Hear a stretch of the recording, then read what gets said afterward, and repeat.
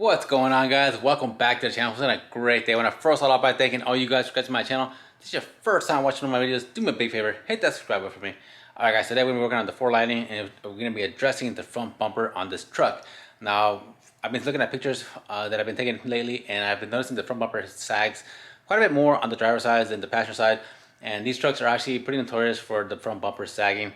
So today we're going to hopefully address that, and we're going to notch the bumper and move it up a little bit closer to the fenders and get rid of that ugly gap. Alright, so right now I got the truck jacked up right now, getting ready to take the bumper off. And this is the gap I'm talking about right here. So you can see on the driver's side, I can fit 2 fingers pretty easily between the bumper and the fender here.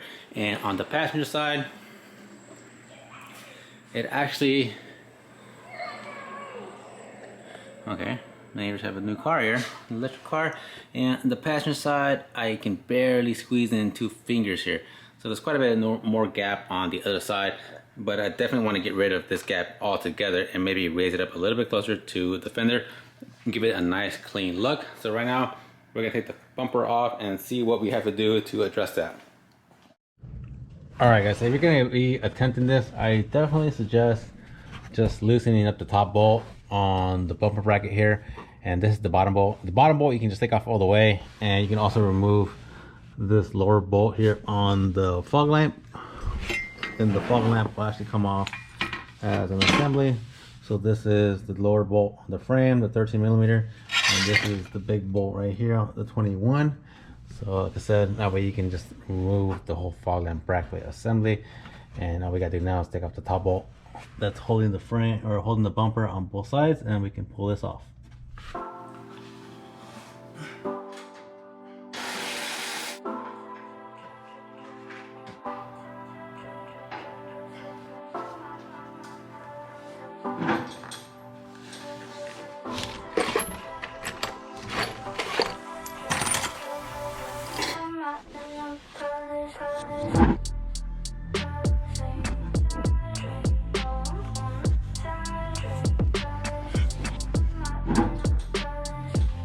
So I've had this bumper off and on about 4 or 5 times already.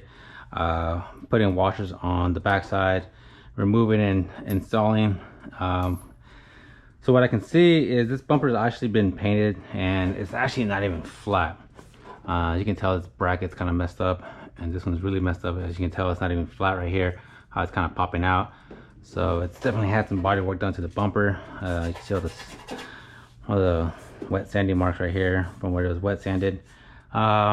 So I finally figured out that I can add 2 washers to the top and 4 on this side. If your bumper is pretty straight, it should take equal amount of washers, or body fenders or body washers, whatever you want to do. But I don't have body washers, I have regular washers.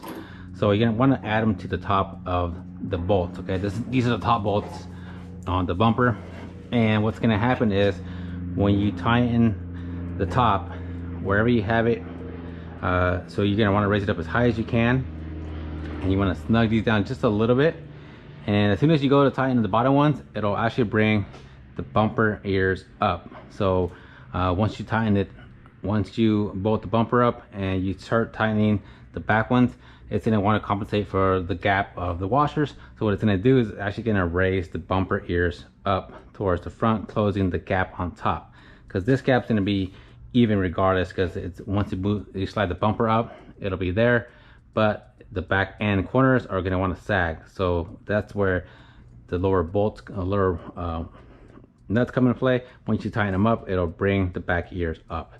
So right now I'm just going to go ahead and bolt it up again and just snug the back top ones up a little bit and kind of get it centered, and then we'll go ahead and tighten up the bottom ones and bring the bumper up.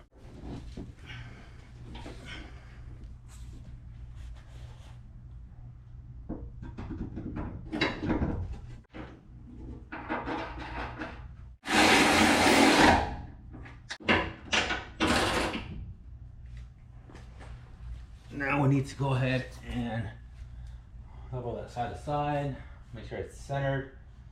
So we need to move a little bit more this way.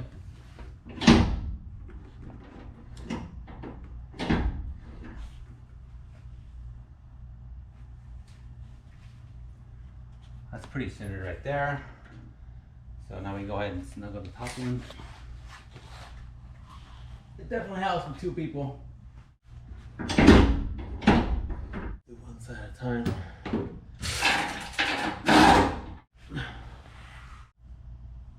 Make sure it's centered. Alright, so it's centered. So now we go ahead and we've raised the bumper up as high as we can. Now we just need to put on the bottom bolts and tighten it, and we'll watch. We should have this go ahead and raise up.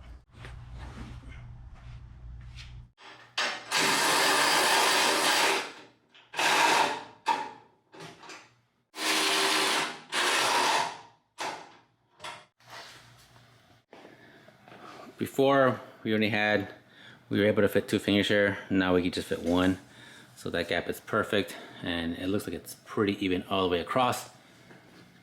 And on the driver's side, on the passenger side, we used to have 2 fingers as well. Now we just have 1. I'm gonna go ahead and tighten up the bolt a little bit more on the bottom over here to bring this gap up a little bit more and close this gap. But it does sit pretty even there, and pretty even there. So we're good there.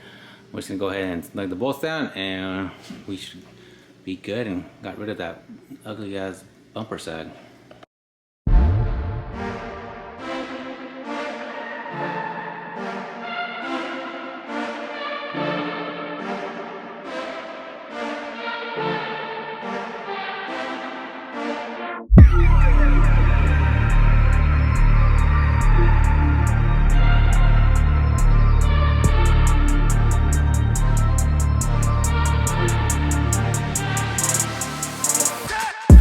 Alright guys, so the bumper is level and it looks really good.